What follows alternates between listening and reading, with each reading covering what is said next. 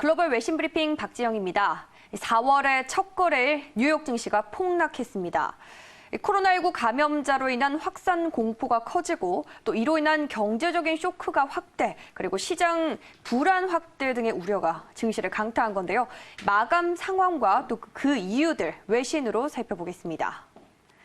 현재 시간 1일 마감 상황부터 먼저 확인해 보겠습니다.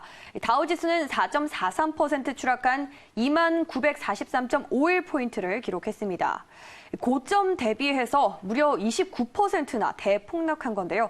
한편 기술주 중심의 나스닥 지수는 4.41% 미끄러진 7,360.58포인트를, S&P 500 지수도 4.41% 곤두박질 친 2,470.5포인트에서 거래를 마치면서 최근 2주 동안 또 최악의 하루를 보낸 것으로 파악됐습니다. 특히 S&P 500 지수에서는 11개 섹터 주가가 모두 다 추락하면서 증시 추락이 가속화한 하루였다고 외신들은 보도했는데요. 구체적으로 부동산과 유틸리티, 금융과 또 테크놀로지 섹터가 크게 추락하면서 이날 증시 폭락을 이끈 것으로 파악됐습니다. 이렇게 미국에서 코로나19가 확산되면서 중앙은행과 연방정부의 경기 부양 체계도 불구하고 증시가 폭락한 건데요. 2분기에도 이 불안한 흐름이 예상될 것이라는 암울한 전망까지도 제기되고 있습니다. 그렇다면 과연 이렇게 뉴욕 증시가 급락한 데는 어떤 이유들이 있는지 또 구체적으로 확인해 보겠습니다. 일단 가장 심각한 건 미국에서 코로나19 환자가 급증하고 있다는 겁니다. 무려 20만 명을 돌파했는데요.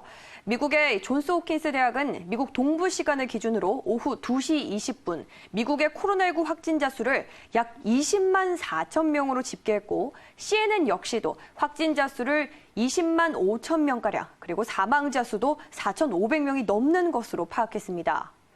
이렇게 코로나19 환자 수가 20만 명을 돌파한 건 지난 1월 21일이었죠. 미국에서 첫 번째 환자가 나온 지 71일 만인데요.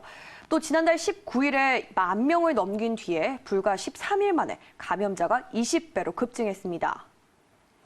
이렇게 미국이 코로나19 진원지인 중국을 제치고 세계에서 가장 많은 코로나19 환자가 발생한 국가가 됐지만, 트럼프 대통령은 앞으로 2주가 더 힘든 시기가 될 전망이라면서 사회적 거리두기 강화를 호소했는데요.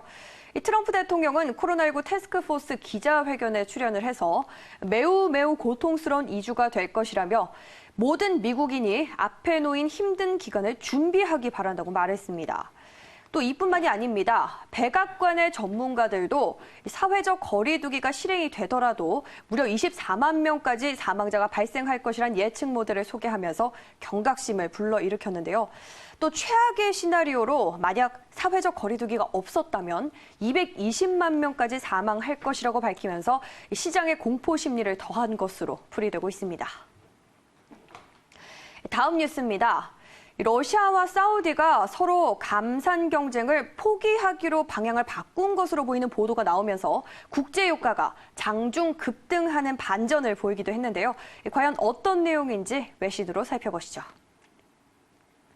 사우디아라비아의 대규모 증산에도 러시아는 당장 산유량을 늘릴 계획이 없는 것으로 알려졌습니다. 이는 사우디에 이어서 러시아가 증산에 나서면서 유가 전쟁을 가열시킬 것이란 예상과는 상당히 배치되는 건데요. 보도에 따르면 러시아 석유 회사들이 4월 1일부터 증산에 들어갈 계획이 없다고 전했습니다.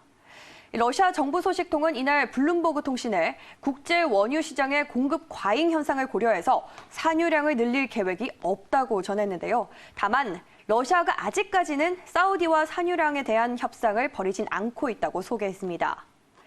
이 러시아의 5위 석유 회사 대표는 앞서 자국 에너지부가 주최했던 주요 석유 회사 회의에서 4월에 산유량을 늘리는 것은 경제적으로 합당하지 않다며 코로나19로 인한 수요 축소로 시장에서 공급 과잉 현상이 빚어지고 있기 때문이라고 설명했는데요. 코로나19의 세계 경제 타격으로 그렇지 않아도 국제유가가 곤두박질 치고 있는 상황에서 주요 산유국들의 증산 경쟁까지 불붙을 경우 러시아가 감당하기 어려운 저유가 상황이 초래될 수 있다는 계산이 깔린 판단으로 풀이되고 있습니다. 네, 마지막 뉴스입니다. 시장에서는 이 코로나19 관련 소식과 더불어서 주요 경제 지표에도 촉각을 곤두세우는 모습인데요.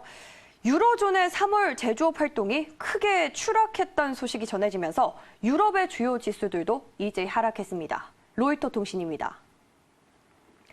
유럽연합에서 유로화를 사용하고 있는 19개 회원국이 일컫는 유로존의 제조업 활동이 크게 하락한 것으로 전해졌습니다.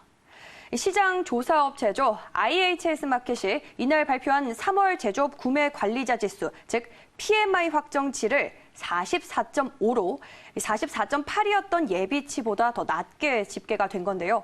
이는 유로존의 채무 위기 당시였던 2012년 중반 이래로 가장 낮은 것으로 파악됐습니다. 이 PMI 지수의 경우에는 제조업과 또 서비스업의 기업 활동을 평가해서 경기 동향을 가늠하는 지표인데요. 기업의 구매 담당자를 대상으로 신규 주문이나 생산 그리고 재고 등을 설문조사해서 0에서 100까지 수치로 평가되고 있습니다. 그런데 이 수치가 50보다 크면 경기 확장을, 50보다 작으면 경기 수축을 의미하는데요.